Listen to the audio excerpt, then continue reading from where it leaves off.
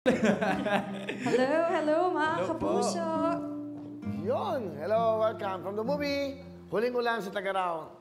Welcome. Maraming salamat po. Thank you. Sit down. Thank you, Will. Yan, again. Hello po. Kumati muna kayo sa ating mga kababayan sa amang sulok ng mundo. Go ahead, Ken. Hello po sa ating mga kapuso, Luzon, Visayas at Mindanao.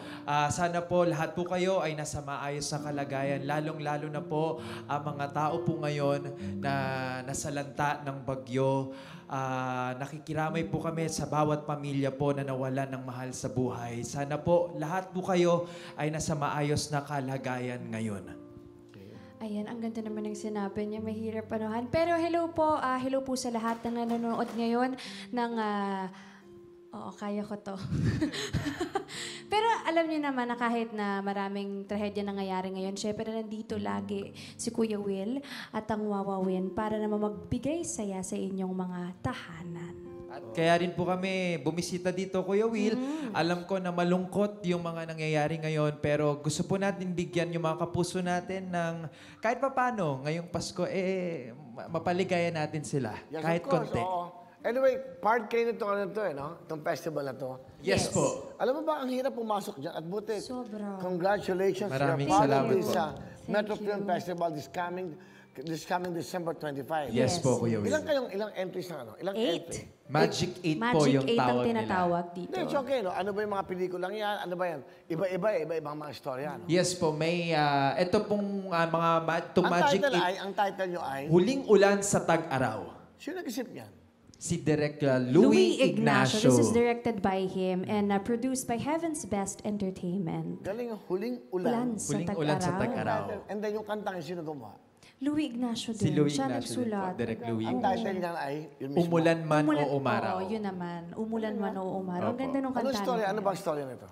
Ato, ang istorya ng Huling Ulan sa Tag-Araw, ako po kasi, ang role ko dito, isa akong seminarista. Yung pamilya ko po, nanggaling ako sa pamilyang napaka-religyoso at gusto nila, balang araw, maging pari ako. Pero yun nga, na-meet ko ang isang babae ng Yung pamilya mo, yung gano'n ang gusto. Ganon ang Sino gusto ang father po. mo dito? Ang father ko po dito, si Mr. Richard Yap. At ang mami ko naman po dito ay si Miss Lotlot De Leon.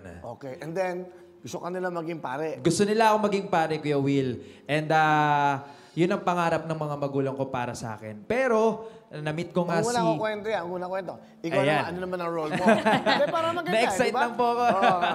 Ako naman, ang role ko dito ay si Luisa. Isa akong entertainer, Kuya Will. So, singer, gano'n, parang gano'n? Singer o entertainer ako sa club. So siya ever Ganda, since talagang masipag siya. Tsaka siya yung inaasahan ng pamilya niya.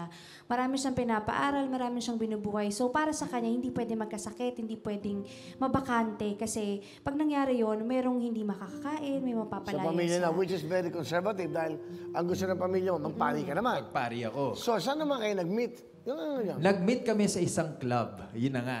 Sa isang club ba? Sa Hindi isang totoo. club. Oo. Ay, hindi. Ay, Hindi. abangan yan. Pero, Pero, tanong ko lang, magkasama ba kayo sa pelikula? Nalilito na siya. Oo. ay, hindi. Nag-meet nga pala tayo sa daan. Sa daan. Sa daan. Ito Sa daan. talaga? Pakita ka natin, ano? Yan, ito, yan. Oh, ito. ayan Ayan. o, di ba? Pakita natin. So, isa pa yan, Kuya Will, sa kailangan nila mapanood kasi para malaman nila kung ano nga ba ang totoong dahilan kung bakit pa iba-iba siya ng wig. Kasi Tungkol- mahilig siya mag-ayos eh. Tsaka Sino? napaka-masaya Si, niyang ano, tao. Luisa? Si Luisa. Okay. Ayan, dyan kami nag-meet. Yan. Yan yung eksena niya. Yan yung first meeting. Oh. Oh, bakit? Tungkol yan sa pag-ibig dalawang pag-ibig Oo. na pinagtagpo pero hindi tinadhana, Kuya Will. Alam mo yan, yan ang mga uso ngayon eh. Pak. Ayan. Hindi, paano biglang nag-meet lang kayo? Hindi ko maintindihan. Aksidente ba? Aksidente lang kami Aksidente. nagkita, Kuya Will. Tutulungan ko siya doon nung gabi na yun eh. Tutulungan ko siya dahil may nangyayari may customer siya nung gabi na yun na inaano siya na... Naudlot dahil sa Pero huwag kanya. mo masyado yung kwento para maganda. Sino Opo. ba mga kasama niyo rito? Yes po, tulad nga po kanina, sinabi ko po, kasama po namin dito si Mr. Richard Yap, si Ms. Lotlot De Leon, Joe Vargas, John Gabriel, Kenneth Medrano, at marami pa pong iba. Joy, ikaw. Owl Paz. Kasama Owl din siya. Paz, yan, kasama rin po namin.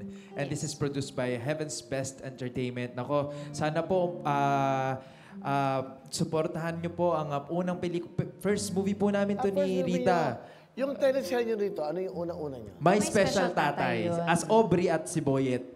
And then, para doon, maganda yung rapport nyo, nag-rate very well. And then, Yes po. dito naisip ni Direct Louie. Yes po. Nung gumawa po After kami 3 ng... years pa, kasi nakakatawa Pero yun. anong feeling nyo? Pumasok kayo sa film festival. Oo, alam mo, ang saya. sarap sa pakiramdam, Kuya Sino Will. Kasi, nagsabi sa'yo, Ken? na ano po? Pasok tayo sa entry natin. Ikaw pasok magkwento, Choy.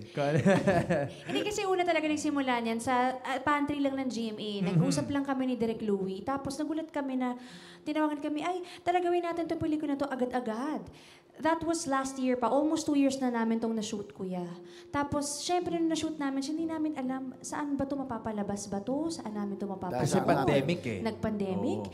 Tapos, biglang, si Direk Louie, sinabi niya na sa GMA, hindi niya kasi ako talaga tinatawag ng sa pangalan ko ng seryoso talaga. Nagulat ako, pumasok siya sa dressing room, Rita. Apo, ano po yun? Tapos hawak-hawak niya si Ken. Tapos yung mukha ni Ken din, yung parang hindi niya alam yung nangyayari. Alam ko na yung story nito. Pustahan tayo. Nagkasakit ka ng cancer. Hindi po. Kailangan yan ang abangan, Kuya Will. Nagkasakit ka. Pero ikaw, parang kang girl, bar girl, di ba? Babaeng bakla. Oo. Ng Tapos bonggang parang bongga. ganon. Basta masayahin siyang Happy tao. go lucky ka. Yes. Nagkasakit ka. Yan ang kailangan niyang abangan. Kung anong sakit yun. So nagkasakit ka. Alam ko na yung story. Ano ka ba? Napanood ko na. Hello. Kailan niyo ba napanood, Talaga, Kuya hindi Will? na namin nakita. Panood ko na yan.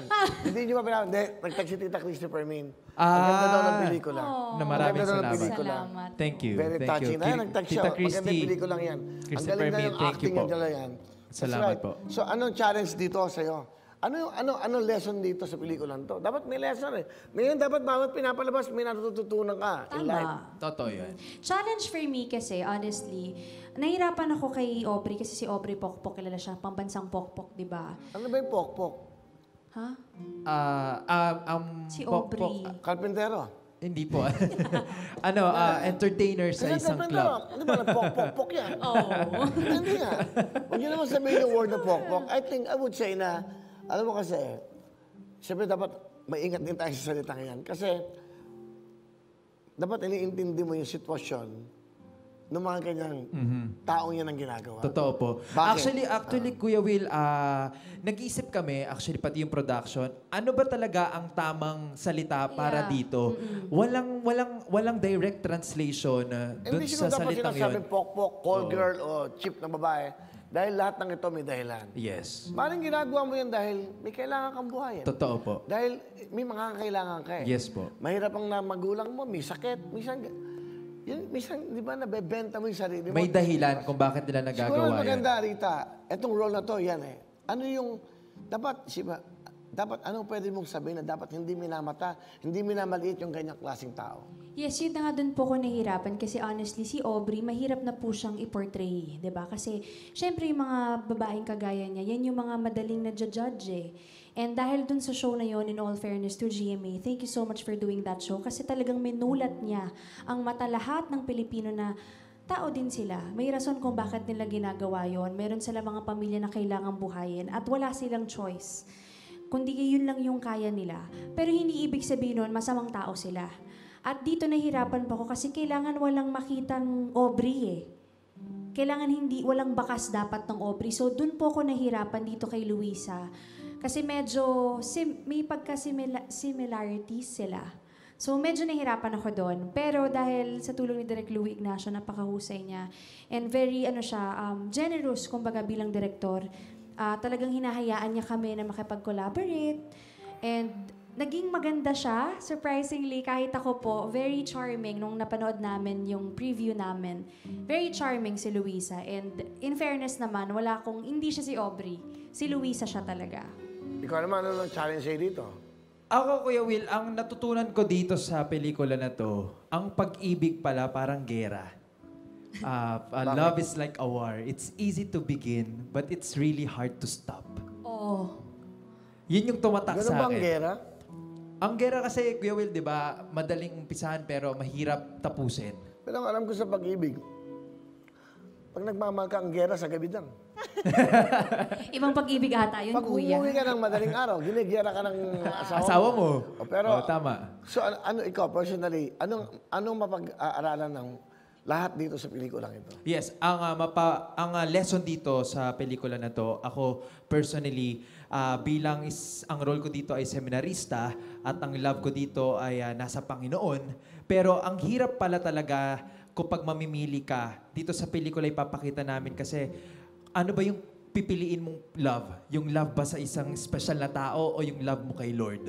Ang hirap na. Ang hirap noon eh. Mahirap po talaga yon. Pero at the end of the day, kapag nagmahal ka ng isang special na tao, matuloy man kayo o maghiwalay man kayo, uuwi-uwi ka sa Panginoon. Ganda. Maganda ang story nito, ha? Maganda. Ito ba script nito kay Direk Louie? This is story by Mr. Ferdy Lapus and also Direk Louie Ignacio and AC and AC. and Irish Irish, Nolasco. yes. Ang mga writers namin. Writers Dito, from AC GMA7 Ramos, din po ang yes. gumawa nito. You're blessed and you're lucky dahil you're part of the Metro Film Festival this coming December 25. Ngayon, maganda, kung walong mga entries yan, I hope na isa kayo sa dapat panoodin. Sana Invite po. everybody sa ating pong first this coming film festival. First, Ken? Yan po, mga kapuso, ngayong December 25 na po, ang unang pelikula namin ni Rita Daniela, ang Huling Ulan sa Tag-Araw.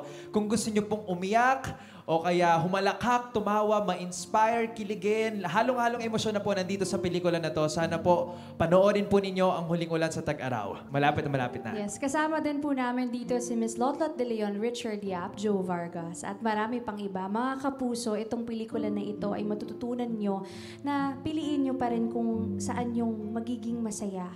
Kasi lalo na ngayon, madaming nakarelate, diba? Siyempre, nasa pandemic pa rin tayo. Pero kung nasa desisyon lang yan natin sa buhay, kung mas pipiliin nating magpakalugmok o mas pipiliin nating lumaban sa buhay, at ito ang ituturo ng pelikulang yan sa inyo. At ito pong handog namin sa inyo ngayong Pasko from December 25 to January 7. Panoorin niyo po ang Huling Ulan sa Tag-Araw. And sana po, suportahan po natin yung Magic 8, yung 8 pelikula Yes. na kalahok sa Metro Manila Film Festival. At sana po, suportahan po natin ang mga pelikulang Pilipino. Ken, Yes. total host naman kayo. Yan. Kayo na magpaano yan. Sige, go. Kaya ko ba? Ayan. Bye-bye. Kaya mo yan. Metro Manila Film Festival entries 2021. Ito po ang mga kalahok po sa MMFF Yes. 2021. Unang-una dyan ang A Hard Day. Big Night. Siyempre, ang Huling Ulan sa Tag-Araw. Huwag kang lalabas. Kung maupay man, it panahon. Love at First Stream. Nelia. At The Exorcist. Yan po. Galing, napakabait naman ng dalawang to. Isipin mo, ha? You're part of this. Again, thank you very much. Sana ito yung time na. At ngayon lang ulit kayo makakaport sa sinihan. At syempre, of course, may social distancing, mag-iingat. Ito sana ang pagkakataon at ito na ang time para tulungan natin ang industriya ng pelikula. Almost 2 years po tayo walang napapanood. Kung ano-ano pinapanood, sa bahay lang. Pero ito, mga makabuluhang pelikula, ito sa ating pong 47th Metro Film Festival. Again, thank you very much, Ken Chan. Thank you We so will much for thank you. having us po. Again, once Salamat again, po. December 25, after January 7, ang Huling Ulan sa Tag-Araw. Ken Chan and Rita Daniel, directed by Salamat mga Louie kapuso. Ignacio. Thank you. Thank you po in advance. Wawawin ang lahat sa aming pagbibigay ng saya at pag-asa ng iyong hinihintay. Wawawin